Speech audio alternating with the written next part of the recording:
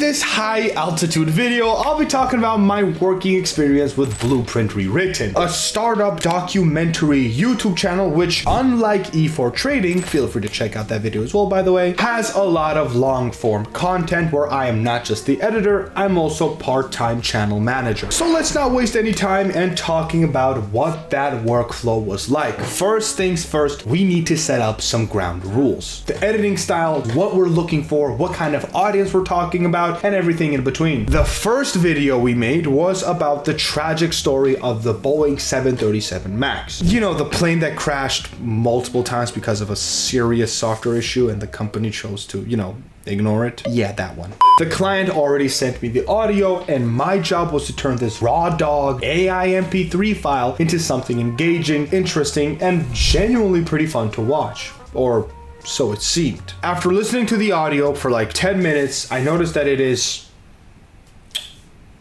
unperfected. There was too much fluff, not enough drama, and way too many repetitions. So naturally, I shared some thoughts on the topic and the client was pretty happy to hear that I'm that dedicated to the project and he said that I could do whatever I want with the audio. So we went from 17 minutes all the way down to 11 and a half minutes. That's the audio part done. The next stage is going to be sourcing the stock footage. I think I've talked about sourcing stock footage like 10 times already, so I'm not gonna bore you, but I'm gonna make the long story short. YouTube, free licensing websites, and then you kind of sprinkle in a couple of trailers, some 3D models, some ads, and you got yourself a video. More specifically, the video roots. This is the skeleton. This is what the final product will be. Do we like everything we see here? The answer was quick and clear. Yes, move on to the next stage. And the next stage is basically putting the meat on the bone. I like to start off with background music and transitions together as a pair because it's not too difficult to do both of them at the same time. It doesn't draw too much attention. Focus on placing and laying out all the transitions, and meanwhile, keep your ear open if the background music gets a little too loud. Regulate it, rinse and repeat. Now, I personally use Pixabay for both sound effects and background music. It's a website I've been using for years, honestly. I mean, before I purchased Envato, and I have to say, I've never really had a problem with Pixabay when it comes to licensing or copyright. Now, if you are skeptical and you don't want to take the risk, YouTube has plenty of sound effects and tons of basically free music. NCS is a really good example of that. And you know what else is free? And I've been thinking about this and I've kind of figured it out. You know what else is free? Using your fat finger and caressing that subscribe button.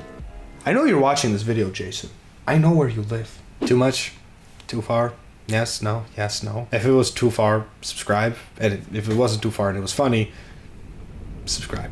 After the transitions and after all the background music is done, I go through the entire video and I start laying out all the markers. I've talked about this 100 times before. Markers are the way to go. Color code them specifically so I know where to set up the sound effects, video effects, text, and basically everything in between. This saves me a lot of time, and instead of scrubbing through the footage, I can just filter through the markers, click on what I want, and get access to it all in a flick of a wrist. So I sent the client a little snippet, preview if you will, showing what the video is going to look like. Because again, you always want to notify your client with every single step. Unless he doesn't want to see it, if he doesn't mind, you should definitely do it because it saves you so much time and effort of then going back to the video once it's done and then correcting everything. If you can make the job easier and if you can minimize the time and investment spent onto the project, why not do it? Now, occasionally I would run into an issue, which was basically me finding or wanting to use a sound effect or a video effect that I didn't have in my assets folder, which, let's be honest, it wasn't really an issue. It's all a matter of finding and copy pasting, but I call it more of an inconvenience rather than a problem. And besides, the hardest part of the video, which was sourcing and assembling the video roots themselves, were already done. I mean, it did take multiple days of just non-stop slavery, but hey, they were done. Yet one question still stood, and the client asked that same question: what's taking so long?